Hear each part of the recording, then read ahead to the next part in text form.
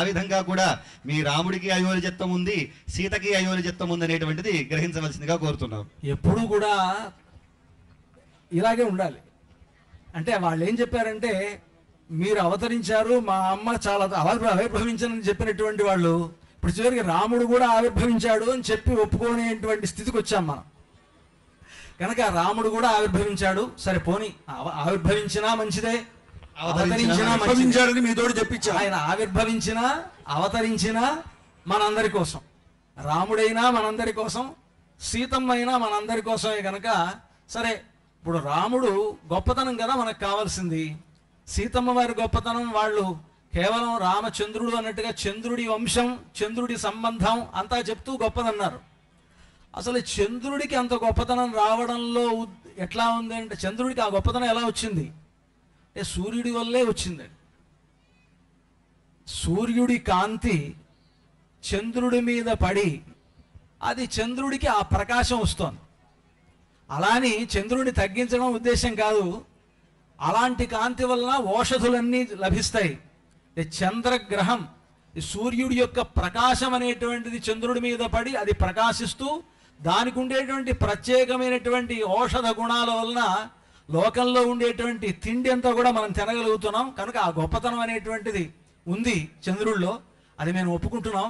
అసలు ఆ గొప్పతనం కూడా చంద్రుడికి రావడానికి కారణం సూర్యుడే. కనుక అటువంటి సూర్యవంశంలో పుట్టినటువంటి వాడు రామచంద్రమూర్తి అని.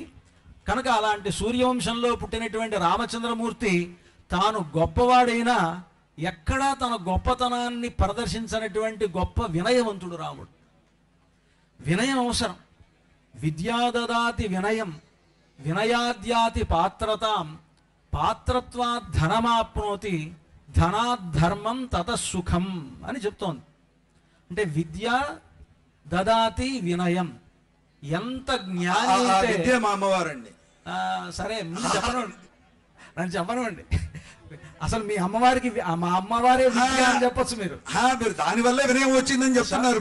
మీరు చాలా సంతోషం, అంగీకరించాం. అలాగే మీ అమ్మే విద్య అని చెప్పవచ్చు. ఆత్మ విద్య, మహావిద్య, గుహ్య విద్య చ శోభనే, ఆత్మ విద్య చ దేవిత్వం విముక్తి ఫలదాయిని అని చెప్పండి మీరు. ఆవిడేమైనా ఆ విద్య కలవాడు, విద్యావేత్త, సర్వజ్ఞుడు ఎవరంటే రామచంద్రమూర్తి. ఆ సర్వజ్ఞుడైనప్పటికీ ఆ సర్వజ్ఞత్వం అనేటువంటి, నేను చాలా గొప్పవాడిని, నేను బాగా చదువుకున్నాను అనేటువంటి విద్యా మదం లేనటువంటి వాడు రామచంద్రమూర్తి. విద్యా దదాతి వినయం అంటే వినయం కలిగినటువంటి వాడు రాముడు. ఎంత గొప్ప వినయం అంటే, విశ్వామిత్రుడి కంటే గొప్పవాడైనటువంటి వశిష్ఠుడి వద్ద చదువుకున్నటువంటి రామచంద్రమూర్తి గొప్ప జ్ఞాని. అటువంటి జ్ఞాని అయినటువంటి రామచంద్రుడు విశ్వామిత్రుడు యాగాన్ని పరిపాలించడానికని విశ్వామిత్రుడితో వెళ్ళినప్పుడు, విశ్వామిత్రుడు యాగ సంరక్షణం చేసిన తర్వాత రాముడు చెప్పినటువంటి మాట, మేమిద్దరం కూడా కింకరవు సముపస్థితవు, మేమిద్దరం కూడా కింకరులం, నీకు దాసులం, ఇంకేం చేయాలి, మీకు కావలసినటువంటి యాగ సంరక్షణ అయిపోయింది కదా, ఇంకా ఏం చేయాలి, ఇంకా ఏం చేయాలి అని అడిగారు వాళ్ళు. అడగడంలో కింకరవు సముపస్థితవు, మేమిద్దరం కింకరులం.